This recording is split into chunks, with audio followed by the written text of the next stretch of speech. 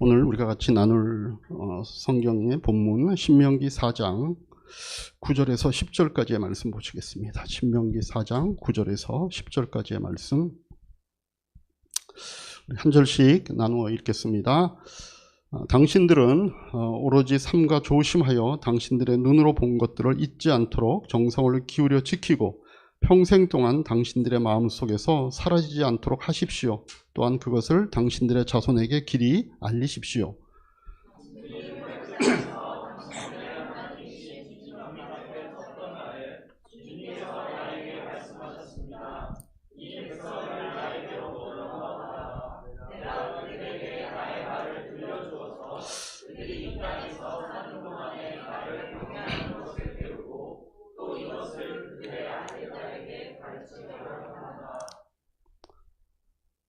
네, 두 절 말씀 우리 같이 잘 나누었습니다.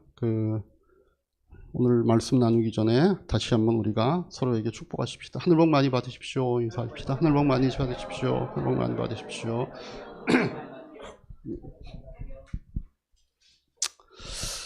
자, 우리 오늘 성경 본문에도 나와 있지만 이제 자녀들에게 우리 부모된 입장에서 정말 가장 좋은 거를 주고 싶어 하는 것은 너무 자연스러운 마음일 겁니다. 부모가 자녀들에게 뭐 나쁜 거, 별로 안 좋은 거 이렇게 주려고 하는 부모는 아마 세상에 없을 거다 이렇게 생각합니다. 자, 가장 좋은 거 주고 싶어 하는데 자녀에게 여러분들 물려주고 싶은 가장 좋은 게 머리에 뭐 어떤 게 떠오르십니까? 내가 지금 내 자녀에게 이건 꼭 주고 싶다. 돈, 뭐 통장, 아니 뭐 코인, 뭐 주식, 뭐 어떤 것들, 아니면 뭐 나는 뭐 그런 거 없지만 우리 가문은 그래도 뼈대 있는 가문이다.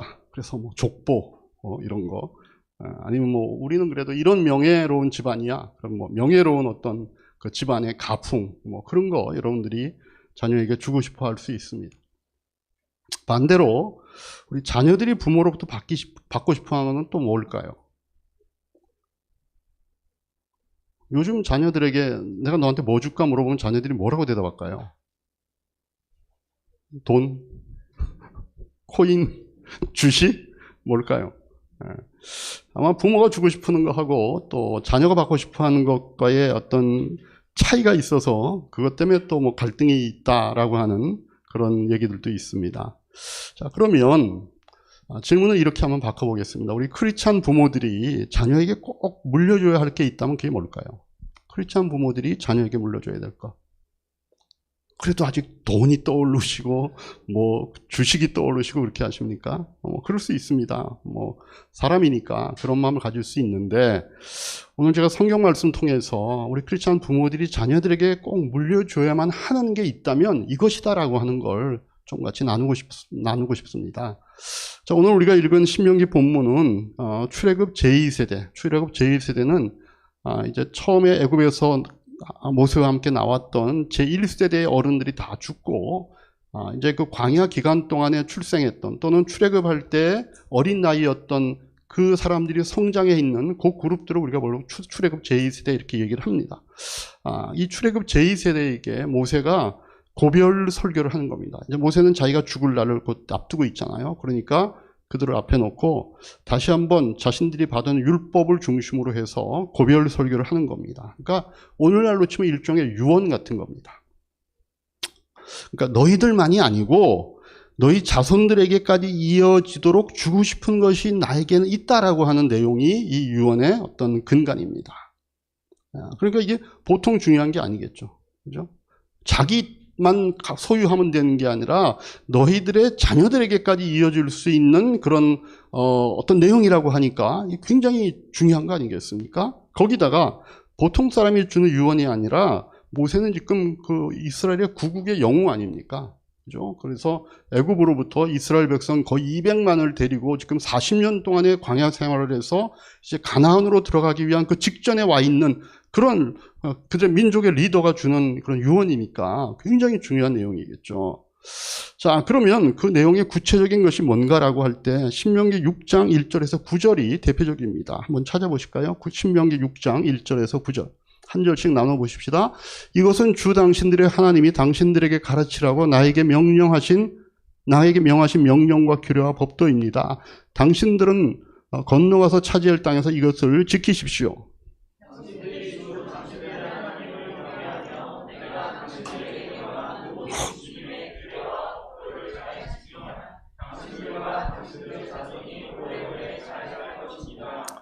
그러나 이스라엘 자손 여러분, 이 모든 말을 듣고 성심껏 지키면 주 당신들 조상의 하나님이 당신들에게 약속하신 대로 적과 꿀이 흐르는 땅에서 당신들이 잘 되고 크게 번성할 것입니다.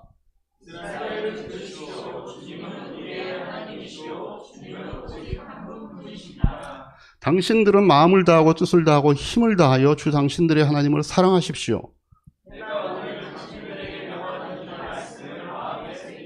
자녀들에게 부지런히 가르치며 집에 앉아 있을 때나 길에 갈 때나 누워 있을 때나 일어나 있을 때나 언제든지 가르치십시오.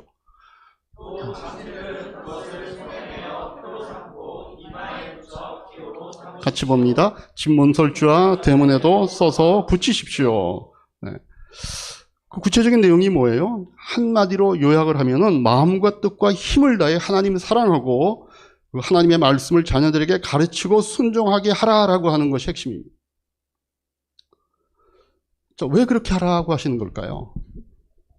내용은 우리가 이제 이렇게 알려진 거니까 이해할 수 있습니다. 그런 걸 모세가 이스라엘 백성들에게 지금 주고 싶고 그것이 그 얘기를 듣는 그 당사자들만이 아니라 그 후손에게까지 이어졌으면 좋겠다라고 하는 그 내용이구나라고 하는 것을 우리가 알 수 있습니다. 근데 왜 그렇게 하라고 얘기하는 걸까요? 그것도 감사하게도 성경에 나와 있습니다. 신명기 30장 15절에서 20절까지의 말씀도 우리 한 절씩 보십시다. 보십시오. 내가 오늘 생명과 번영, 죽음과 파멸을 당신들 앞에 내놓았습니다.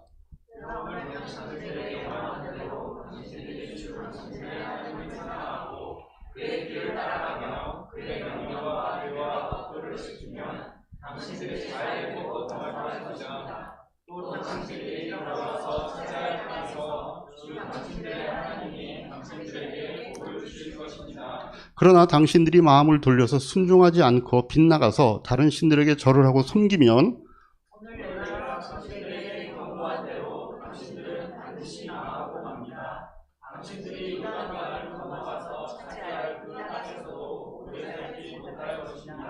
나는 오늘 하늘과 땅을 증인으로 세우고 생명과 사망, 복과 저주를 당신들 앞에 내놓았습니다. 당신들과 당신들의 자손이 살려거든 생명을 택하십시오. 주 당신들의 하나님을 사랑하십시오. 그의 말씀을 들으며 그를 따르십시오. 그러면 당신들이 살 것입니다. 주님께서 당신들의 조상 아브라함과 이삭과 야곱에게 주시겠다고 맹세하신 그 땅에서 당신들은 잘 살 것입니다. 왜 그렇게 하라는 걸까? 거기에 우리들의 생명과 번영이 달려있기 때문에 그렇다는 것. 우리가 이 일의 끝이 어떻게 될 거라고 하는 것을 분명히 알고 있는 사람의 입장에서 그거를 좀 그렇게 되기를 소망하는 대상들을 놓고 얘기할 때 얼마나 이게 사실은 뭐라 그럴까 진심을 다해서 얘기하는 거겠습니까? 그죠?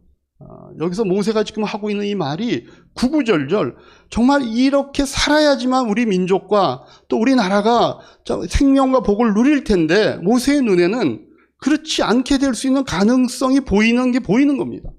그러니까 이걸 놓고 정말 아마 이때 모세가 하는 그 모세의 뭐 어떤 그 분위기를 보면 정말 모세가 최선을 다해 얘기하는 것 같아요.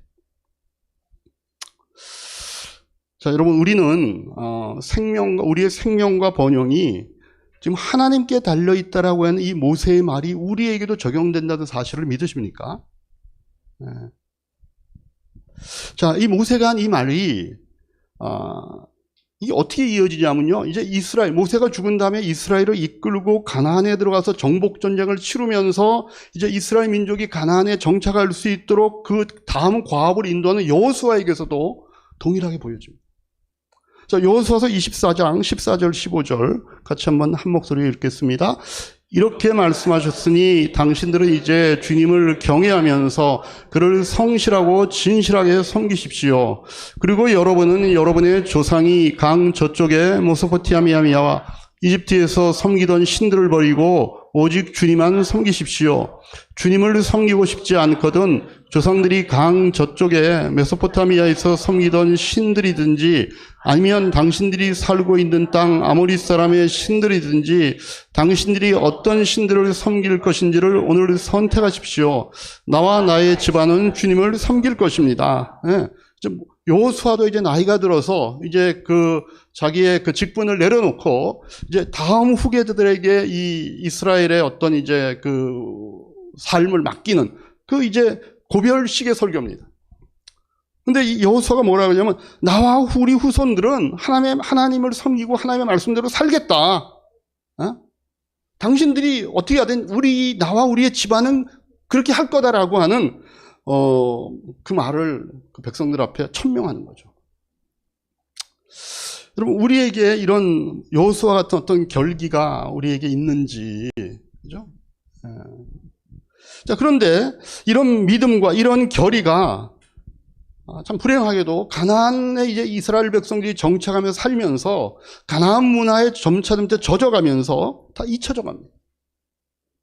여호수아 24장 29절에서 31절 말씀, 참 안타까운 말씀인데 이런 말씀이 기록되어 있습니다. 이 일을 마친 다음에 주님의 종 눈의 아들 여호수아가 죽었다. 그의 나이는 110세였다.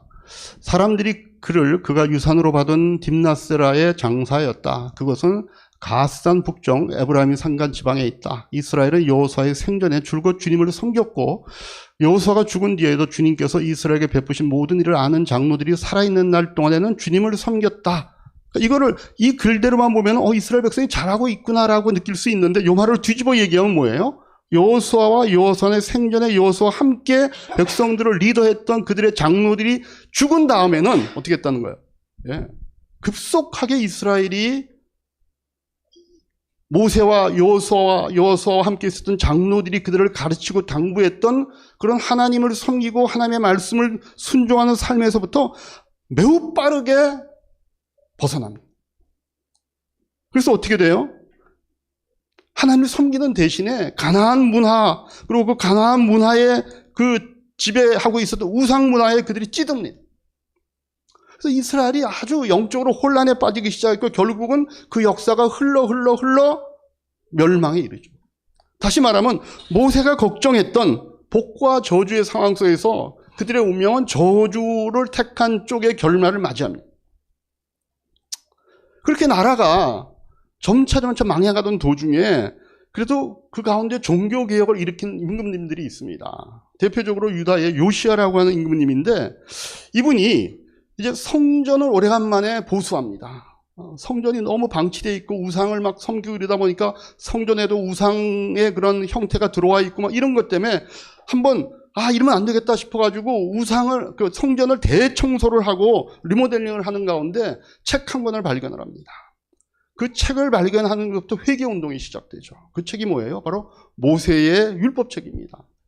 이게 아마 신명기일 거라고 학자들이 생각을 합니다. 이 책을 왕과 백성들이 읽으면서 자신들의 잘못을 깨닫고 자신들이 하나님을 섬기지 않고 말씀을 지키지 않았던 것에 대해서 회개하는 회개운동이 시작이 되죠. 역대하 34장 14절에서 19절입니다. 한 절씩 나눠 보십시다. 힐기야 제사장은 주님의 성전에서 궤에 보관된 돈을 꺼내다가 모세가 전한 주님의 율법책을 발견하고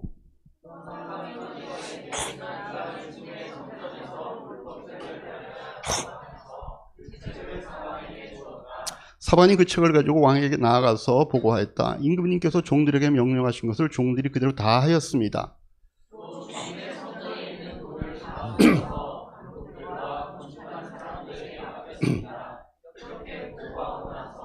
사반 서기관은 힐기야 제사장이 자기에게 책 한 권을 건네주었다고 왕에게 보고하였다.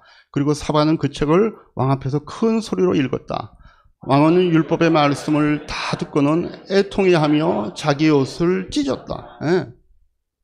왕이 자기가 처음 들어보는 말씀인 거예요. 이스라엘 백성이 하나님을 섬기는 민족 아니었습니까?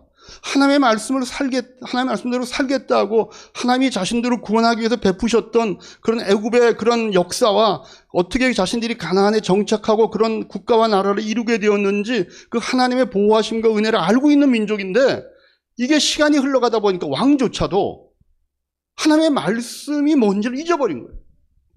그래서 그 말씀을 적어놓은 모세의 책을 발견하고 그 책을 그들이 읽자 거기서 가슴을 치면서 애통하며 자기의 옷을 찢는 회개운동이 시작됩니다. 자, 그러나 결국 이스라엘은 망하죠. 이 왕 하나가 이렇게 한다고 되는 게 아니기 때문에. 그래서 나라가 망해서 70년 동안 바빌로니아에서 포로로 잡혀 있다가 이제 페르시아가 바벨론을 점령하고 페르시아의 그 임금님인 고레스가 자기가 점령한 나라의 민족들은 다 자기 나라로 돌아가라라고 하는 귀국 명령을 선포함으로써 이스라엘 백성들도 이제 가나안으로 돌아옵니다. 돌아와서 이제 성전을 재건하고 가장 먼저 한 일이 뭔지 아십니까? 성전을 재건하고 가장 먼저 한 거 율법책을 백성들에게 읽어주는 겁니다. 느헤미야 8장 5절에서 9절. 느헤미야 한 절씩 나눠보십시다. 학자 에스라는 높은 단위에 서 있었으므로 백성들은 모두 그가 책 펴는 것을 볼 수 있었다. 에스라가 책을 펴면 백성들은 모두 일어섰다.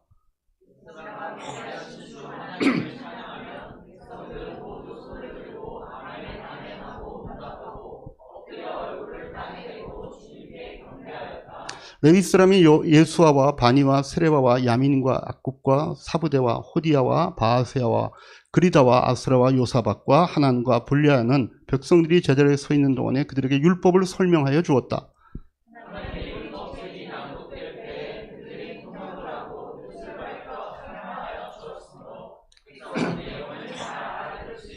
네, 같이 봅니다. 백성들은 율법의 말씀을 들으면서 모두 울었다. 그래서 총독 느헤미야와 학자 에스라 제사장과 백성을 가르치는 레위 사람들이 이날은 주 하나님의 거룩한 날이니 슬퍼하지도 말고 울지도 말라고 모든 백성을 타일렀다. 예. 아까 우리 요시야 임금님이 그 율법책을 발견하고 그 책을 읽게 함으로써 눈물을 흘리고 회개운동이 시작되었듯이 이 망했던 이스라엘 나라가 다시 귀국해서 성전을 다시 복원하고 그 가운데서 율법책을 읽으면서 온 백성들이 일어난 것이 뭔가 하면 하나님의 말씀이 들려질 때 그 말씀이 자신들의 가슴을 찌르는 것 때문에 그들이 슬퍼하며 우는 거예요. 자신들의 죄악된 모습, 자신들이 하나님을 떠나 있었고 하나님 말씀대로 살지 못해서 겪었던 그들의 역사와 이런 것들을 생각하면서 정말 울고 회개하는 거예요. 그만큼 그들이 율법을 잊고 살았기 때문에 회개와 감격이 동시에 그들 속에 일어나고 있는 그런 모습입니다. 그리고 나아가서 자기들만이 아니라 자신들의 자녀들이 이 유대인들의 정신을 잊어버리고 이방인처럼 산 것이 원인이 아버지들에게 있었다라고 하고 나무라기 시작합니다. 느헤미야 13장 23절에서 25절 말씀 한번 한 목소리로 보십시다. 그때 내가 또 보니 유다 남자들이 아스돗과 암몬과 모압의 여자들을 데려와서 아내로 삼았는데 그들 사이에서 태어난 아이들의 절반이 아스돗 말이나 다른 나라 말은 하면서도 유다 말은 못하였다. 나는 그 아버지들을 나무라고 저주받을 것이라고 하면서 야단을 치고 그들 가운데 몇몇을 때리기도 하였으며 머리털을 뽑기까지 하였다. 그런 다음에 하나님을 두고서 맹세하게 하였다. 당신들은 당신들의 딸들을 이방 사람의 아들에게 주지 마시오. 당신들과 당신들의 아들도 이방 사람들의 딸을 아내로 데려와서는 안 돼요. 예. 그러니까 이스라엘 백성들의 현재의 모습이 하나님의 말씀을 모르니까 그들의 삶 아주 세부적인 상황까지 이미 이방 문화에 쩌들어 있는 거예요. 그래서 이스라엘 백성들이 아무런 마음에 그 꺼리낌 없이 이방 여자와 결혼하고 또 그 아내로 맞이하고 또 자기 딸을 그 이방 나라의 며느리로 주고 거기 남자를 또 자기들의 사위로 삼고 이런 일들이 그냥 너무나 자연스럽게 이루어지고 있는 거죠. 그러니까 이런 일의 원인이 바로 자녀들을 제대로 교육하지 못했던 아버지들에게 있다라고 해서 아버지들을 이때 야단을 치는 그런 일도 일어납니다. 그 자녀들이 이 지경이 된 것이 부모들 책임이다라고 고백을 하는 겁니다. 하나님도 잊어버리고 하나님의 말씀도 다 잊어버려서 이방인들과 다를 바 없는 삶을 살고 있는 것, 이게 우리나라가 망한 원인인데 그런 일들이 자신들의 삶 가운데 그 포로로 잡혀갔던 나라에서 하나님의 은혜로 다시 돌아와서 성전을 복원하면서 하나님의 말씀대로 살아보겠다라고 하는 자신들 속에 여전히 너무나 짙게 배어있다는 사실들을 자기들이 발견하는 것 때문입니다. 여러분, 여기서 이제 우리 고속도로 탈라 그러면 판교 톨게이트로 가기 위해서 이 대왕 판교로 지나서 가면 왼쪽으로 큰 교회가 하나 있는데 우리들 교회라고 하는 교회입니다. 그 우리들 교회 보면 그 앞에 크게 이렇게 그 표로 이렇게 한 분기 한 번씩 갈아붙이나 거기 큰 글귀가 있습니다. 근데 그 글귀에 예전에 붙었던 글귀를 제가 기억하는 게 뭔가 하면 잘못된 부모는 있어도 잘못된 자녀는 없다라고 하는 거예요.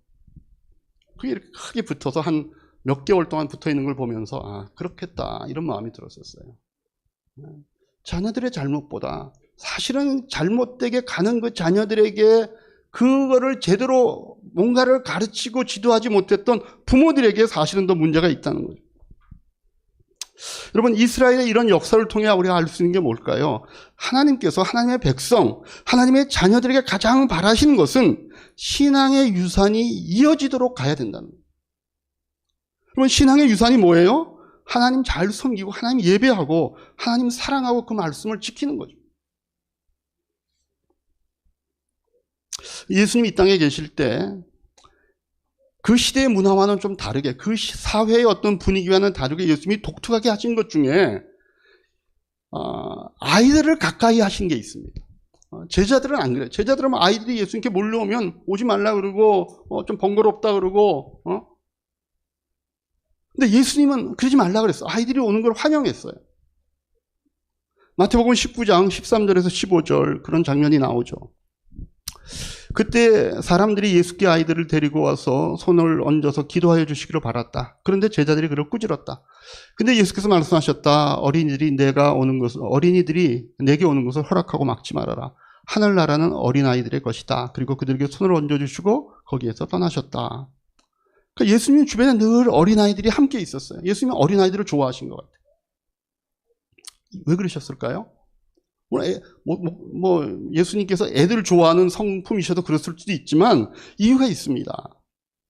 왜냐하면 천국은 특정한 사람들에게만 독점되는 것이 아니라 힘없고 어린아이들처럼 그죠? 힘없고 약한 자들에게까지 확산되어야 된다는 걸 예수님께서 가르치고 계시잖아요. 그걸 상징하는 존재들이 어린아이, 병자, 소외된 자들이잖아요. 그래서 이 아이들은 어른들로부터 무시당할 대상이 아니라 천국의 복음을 듣고 그것을 이어갈 중요한 대상들이기 때문입니다. 만약에 천국이 이게 하나님 나라의 복음이 어른들이 차지하는 것으로만 끝나는 게 의미가 없는 거죠. 이게 이어지고 확산이 돼야 되는데 이건 바로 자녀들이 믿어야 가능한 문제입니다. 아무리 어른 세대에서 믿고 말면 그게 무슨 의미가 있겠습니까? 그게 이어져야죠. 자기 자손들에게. 그래서 오늘날도 이 유대인들의 가정을 보면요. 자녀 교육은 학교보다 가정에서 담당한다 그래요. 아버지가 자녀들에게 이 모세오경과 탈무드를 가르치고 하나님을 대신하여 축복 기도를 해줍니다. 그게 유대인들의 가정의 일반적인 문화입니다. 근데 우리나라 정말 신앙이 좋다라고 하는 그런 믿음의 가정들이 우리 주변에 꽤 있습니다. 근데 그분들도 가정에서 과연 이렇게 할 수 있는가? 부모들이 자녀들에게 성경을 가르쳐주고 다는 못 가르쳐주더라도 정말 중요한 어떤 핵심적인 내용들을 가르쳐주고 또 아버지가 자녀들에게 어떤 기회 때마다 축복해주고 저도 못하고 있어요. 죄송합니다. 근데 그게 마음이 아파요. 여러분 이제 추석입니다. 근데 추석이어서 이제 덕담들이 가족 간에 이제 만나면 이제 오고 갈 텐데, 그러면 자녀들에게 어떤 덕담을 해주고 싶으십니까? 공부 잘해라. 너 언제 취직할래? 이건 덕담이 아니죠. 그렇지만 어쨌든 부모 마음에서는 걱정이 되니까 너 언제 취직할래? 너 결혼 날짜는 잡았냐? 이런 거 하면 요새 큰일 나죠. 교회에서도 우리가 아직까지 결혼 안 하고 있는 그런 청년들에게 물어볼 땐 돈 내고 물어봐야 된다 그러잖아요. 함부로 그런 걸 물어보면 안 되니까 꼭 돈 내고 나이에 따라 가지고 나이가 좀 찬 분들에게 더 많이 주면서 물어봐요. 혹시 내가 물어볼 게 있는데.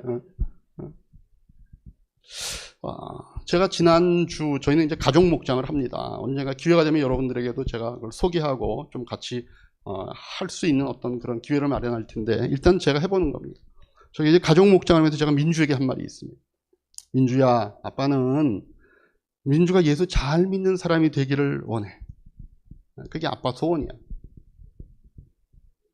여러분, 이 말 하는 게 쉽지 않습니다. 왜냐하면 이게 역효과가 날 수 있거든요. 괜히 관계가 안 좋은 상황 속에서 하면은 괜히 그냥 더. 근데 관계가 좋았어도 이 말로 괜히 꼰대처럼 보일 수 있잖아요. 아빠 갑자기 왜 저런 말을 하는 거야? 이런 말 할 때가 아닌데 지금. 내가 할 게 얼마나 많은데 지금 뭐 이럴 수 있잖아요. 그렇지만 제가 그날 꼭 그 말을 하고 싶었어요. 왜냐하면 민주가 이제 뭐 좀 컴퓨터를 배워보겠다고 지금 이제 혼자 방을 얻어서 그 학원 옆에 있는 그 데서 이제 6개월 동안 이제 거의 생활을 하고 있잖아요. 독립된 이런 이제 생활을 하고 있습니다. 제가 아이가 이렇게 이제 떠나가 있는 상황을 이렇게 보니까 이게 지금은 뭐 6개월 만에 돌아온다라고 하는 어떤 그런 뭐 기대가 있지만 언젠가는 완전히 부모의 곁을 떠나 독립된 생활을 이제 할 거잖아요. 근데 그게 탁 느껴지더라고요. 그러면 생각나는 게 뭐가, 아니, 이런 혼탁한 세상 속에서 내 자녀가 그럼 어떻게 살아가야 되지? 이런 생각을 하니까 제가 이 아이에게 해줄 수 있는 정말 중요하고 해주고 싶었던 말이 그 말인 것 같더라고요. 민주야, 아빠는 민주가 예수 잘 믿는 사람 되기를 원해. 여러분, 지금 우리 청년들이 나름대로 자기 앞길을 준비하고 개척하려고 애쓰죠. 시험도 또 보고 또 직장도 또 옮겨보고 뭔가 자기 앞길을 개척하려고 애를 씁니다. 젊기도 하고 뭐든지 할 수 있다는 그런 의욕이 마음에 차 있습니다. 근데 결국은 인생의 어떤 시점에서는 힘들고 고통스럽고 좌절감을 맛볼 수 있는 때를 만날 겁니다. 우리가 아무리 기도해주고 우리가 아무리 애를 써줘도 세상 속에 살고 있는 사람들은 그 일을 겪을 수밖에 없습니다. 우리가 다 겪어온 것이고. 근데 자녀들이 정말 힘들고 고통스럽고 좌절감을 맛보는 그 순간에 이미 부모는 이 땅에 없을 수 있습니다. 여러분들은 조금 더 길게 있을 수 있을지 몰라. 저는 나이가 그 생각이 들더라고요. 민주가 정말 힘들고 어려울 때, 정말 누군가의 도움이 필요할 때 우리는 없을 수도 있겠구나. 그때 아이가 이제 스스로 그 상황을 헤쳐나가며 바른 길, 생명과 번영의 길로 갈 수 있어야 되는데 그건 세상이 줄 수 있는 게 아니잖아요. 하나님만이 할 수 있는 문제인데 아이가 이제 자신과 예수님을 통하여 자신과 하나님과의 관계를 어떻게 설정하고 있는가가 이제는 제일 중요한 관건이 되는 겁니다. 누구도 도와줄 수 없는 상황일 수 있잖아요. 하나님만 도와줄 수 있고 하나님이 자기와 함께 있는 것들을 붙잡지 않으면 안 되는 그런 상황 속에서 저는요, 우리 성도님들도 같은 경우라고 생각합니다. 자녀가 잘 되기를 바랍니다. 우리는 자녀를 축복해 주고 싶습니다. 근데 안심할 수가 없는 세상입니다.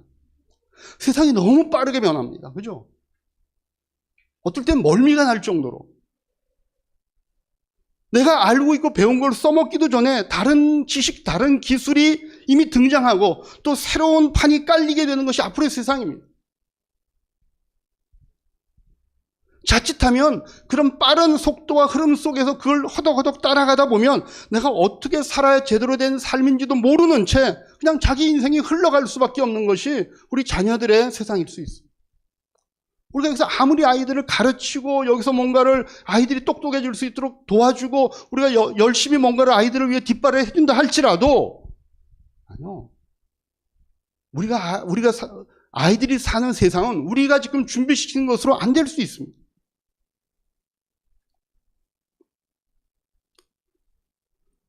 아이들 스스로 목표와 방향과 좌표를 정하는 게 쉽지 않습니다. 그냥 그러다 보면 그냥 세상의 인기, 세상의 돈, 그거 외에는 따라갈 게 없는 겁니다.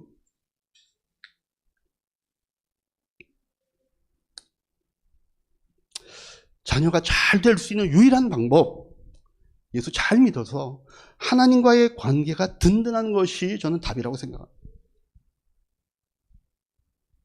여러분, 인기가 있고 돈이 있고 권력이 있어서 망하는 사람은 무수히 많습니다. 그죠? 세상 뉴스를 도배하고 있는 게 뭡니까? 인기 많다는 사람들, 탑을 날렸던 인기인들, 권력을 가졌던 권력가들, 돈이 너무 많아서 어떻게 할 수 없어. 그런 사람들이 어떤 죽음을 맞이하고 있는지 그의 인생을 우리가 보지 않습니까? 근데 하나님 붙잡고 망한 인생은 없습니다. 그럼 하나님 붙잡고 망한 인생은 없습니다. 그래서 부모는 자녀에게 이 말을 하실 수 있어야 합니다. 우리 시편 34편 11절 말씀 같이 한번 읽겠습니다. 너희 자녀들아 와서 내 말을 들으라. 내가 여호와를 경외하는 법을 너희에게 가르치로다. 부모가 이 말을 자녀에게 하실 수 있어야 합니다. 밑에 말도 읽겠습니다. 시작. 내 자녀들이 진리 안에서 살아가고 있다는 소식을 듣는 것보다 더 기쁜 일이 나에게는 없습니다. 이 말을 부모가 자녀에게 해줄 수 있습니다. 네가 정말 진리 안에서 살고 있다는 말을 듣는 것보다 엄마의 마음, 아빠의 마음은 더 기쁜 게 없다. 이 말을 할 수 있고 해줄 수 있는 부모가 저는 최고의 크리스찬 부모라고 생각합니다. 근데 이걸 갑자기 덜컥 어느 순간에 말하면요 역효과가 납니다. 좋은 타이밍을 잡아서 좋은 관계를 형성해서 준비를 해야지, 그죠? 근데 여러분 잘 생각해 보십시오. 우리가 다른 문제는 자녀와 다투면서 가르치고 부모의 뜻과 생각을 강조하는데 왜 예수 믿는 것을 얘기하는 데는 그렇게 소심할까?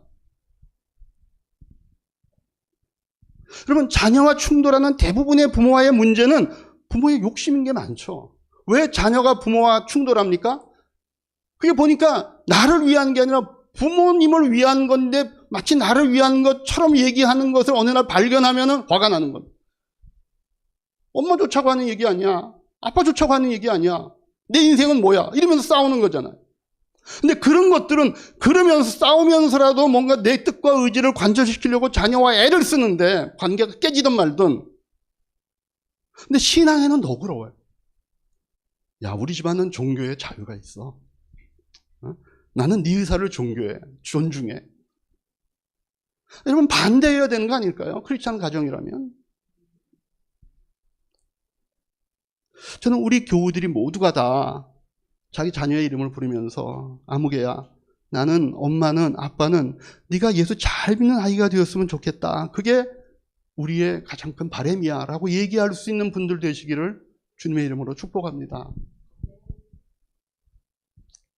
그러기 위해서 제일 첫 번째 기도로 준비하셔야 돼요. 그 타이밍을 잡는데 기도로 준비하셔야 돼요.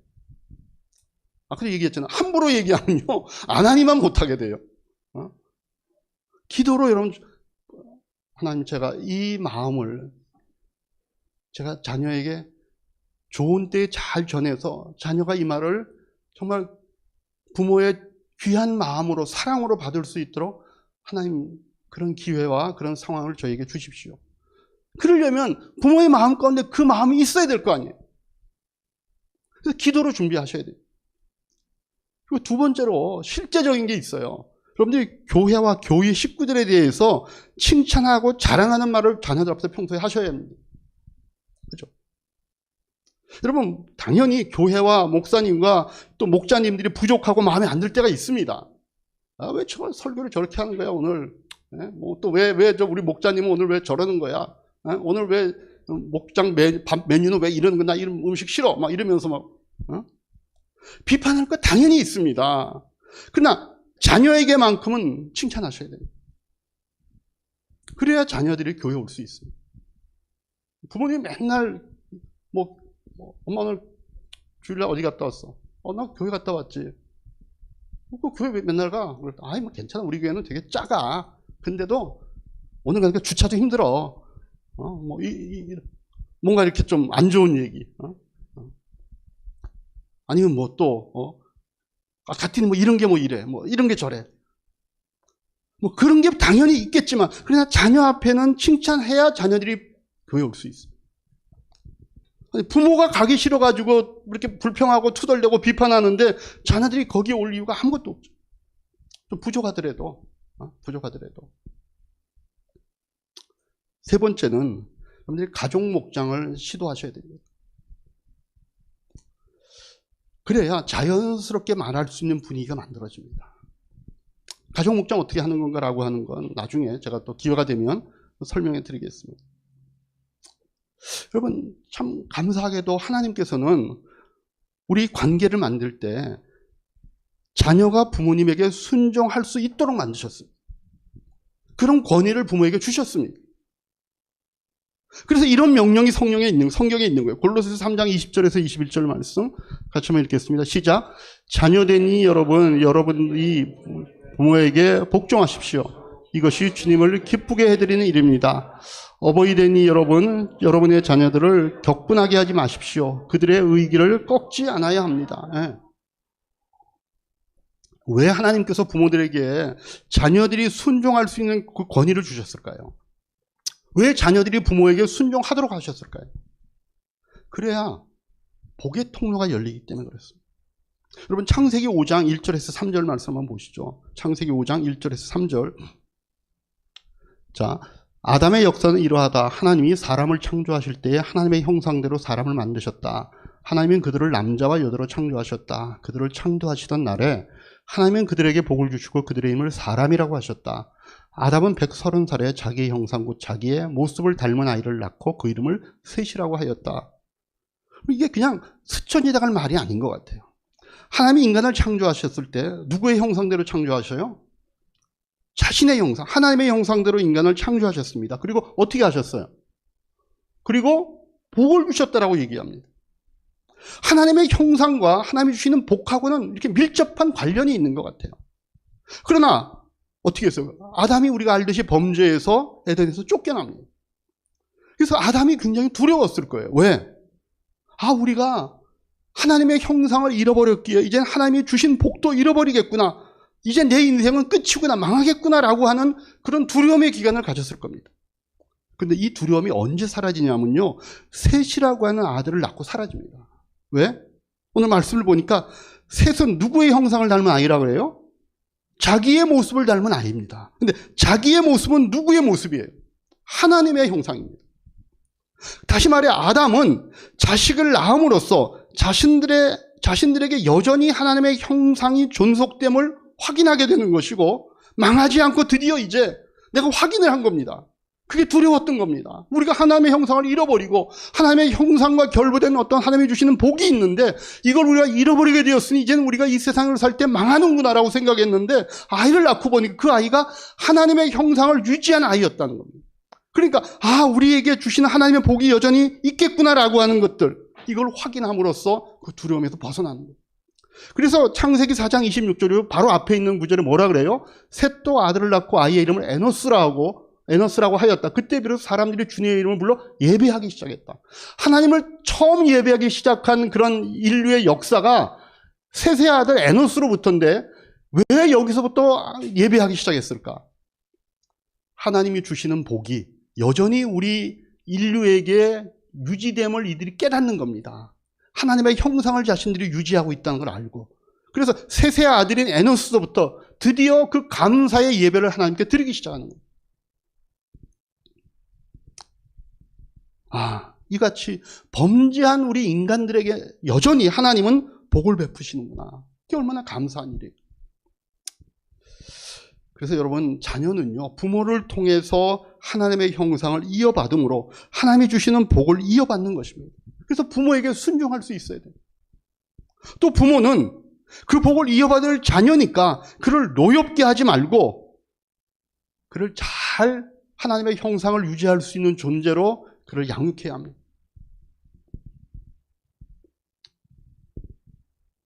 그래서 부모들은 자녀들에게 그 복의 핵심이 되는 예수 잘 믿는 것에 대해서 말해주고, 자녀는 이 말을 소중하게 받는 관계가 부모-자녀 관계가 돼야 돼요.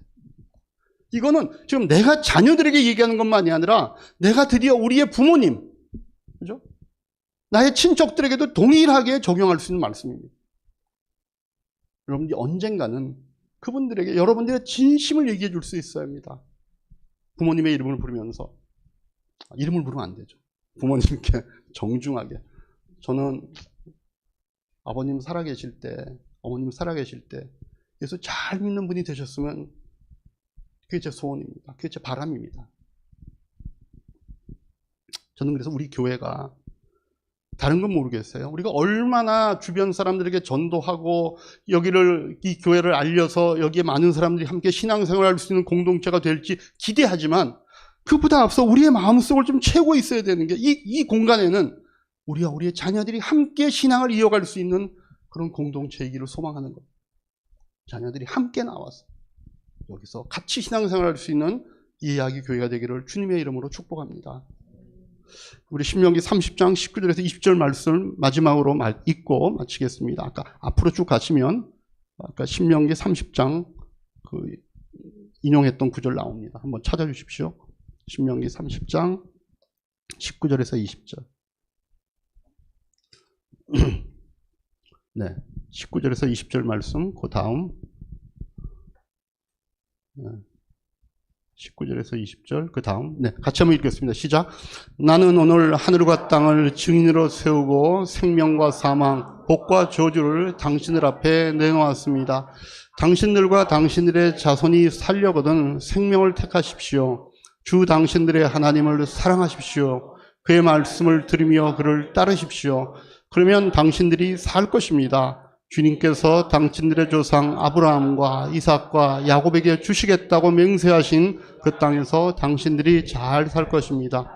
이 말씀이 여러분들과 여러분들의 가정을 채우는 그런 말씀이 되기를 다시 한번 주님의 이름으로 축복합니다.